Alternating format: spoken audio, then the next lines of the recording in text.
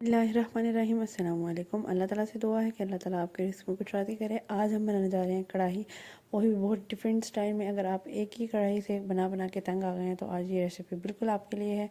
और अगर आप मेरे चैनल पर न्यू हैं तो मेरे चैनल को लाइक शेयर सब्सक्राइब करते जाएं, साथ साथ बेल आइकन को भी दबा दिया करें ताकि हर मज़ेदार आने वाली वीडियो आपको मिल सके।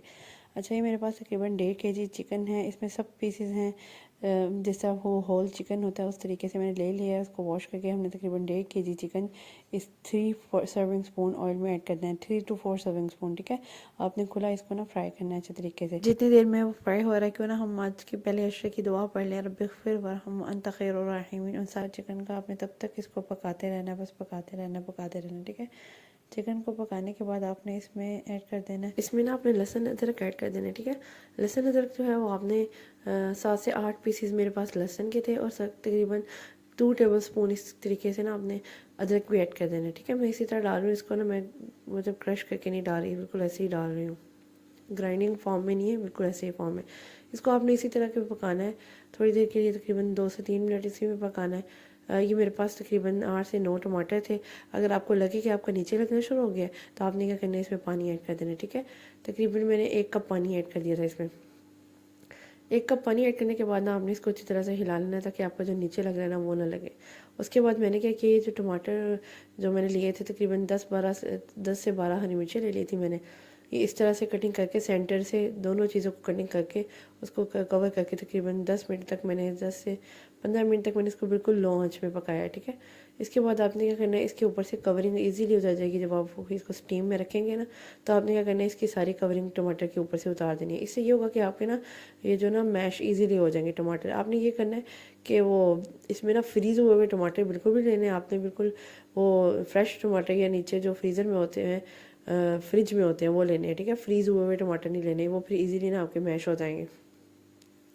अच्छा, ये क्या करना है आपने, इसमें कोई लाल मिर्च वगैरह कोई चीज़ इस तरह की नहीं डालनी, हम सिर्फ हरी मिर्चों के साथ ये सालन बना रहे हैं।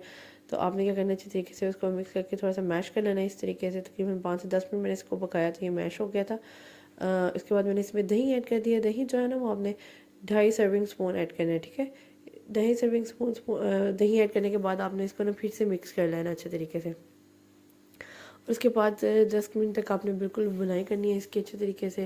पहले आपने इसको कवर करके पकाया तकरीबन 15 मिनट तक, फिर 5 से 10 मिनट आपने इसको पकाना है। जब इसको थोड़ा मैश हो जाएगी चीज़ों को, फिर उसके बाद दही डालने के बाद आपने 5 से 10 मिनट पकाना है। ठीक है, उसके बाद आपने क्या करना है, इसमें सिर्फ और सिर्फ नमक, मुझे स्टार्टिंग में मैंने सिर्फ 1 टेबल स्पून नमक ऐड किया था। ठीक है, उसके बाद मैंने ना अब ये ½ टी स्पून नमक ऐड किया क्योंकि मुझे कम लग रहा था थोड़ा सा।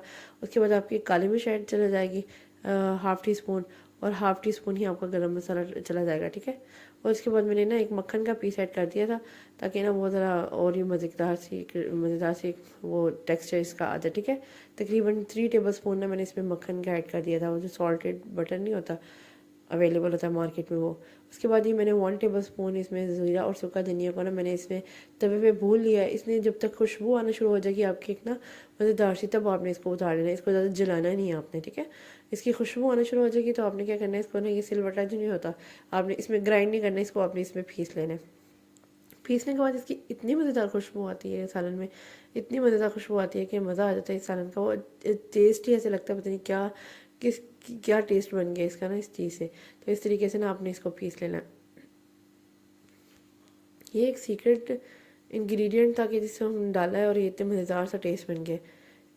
और इसके बाद मैंने क्या किया, इसको ये जो हमने वो किया था क्रश किए थे सूखा धनिया और ज़ीरा, वो अब मैंने ना इसमें ऐड कर देना है सालन में, बिल्कुल लास्ट पॉइंट में, जब आपको लगा कि आपका सालन बिल्कुल पक गया थी कि साइड से ना घी आना शुरू हो गया हमारा। बिल्कुल भी ना सोचिएगा कि इसे बहुत स्पाइसी हो जाएगा, स्पाइसी नहीं होगा, टेस्ट डिफरेंट, बिल्कुल डिफरेंट टेस्ट बनेगा। ठीक है, लास्ट में मैंने थोड़ी फ्रेश 3 से 4 हरी मिर्ची ऐड कर दी है। उसके बाद इसमें हरा धनिया ऐड कर दिया थोड़ी खूबसूरती को बढ़ाने के लिए। ठीक है, ज़रा मज़ा भी आता है और वैसे भी लुक वाइज भी अच्छा लगता है। आज की रेसिपी मेरी कंप्लीट है, थोड़ी डिफरेंट रेसिपी थी। अगर आज की रेसिपी आपको मेरी पसंद आई है तो do follow me and subscribe to my channel. Next इंशाल्लाह इसमें मज़ेदार वीडियो लेकर हाजिर होंगी नेक्स्ट वीडियो तक के लिए अल्लाह हाफिज़।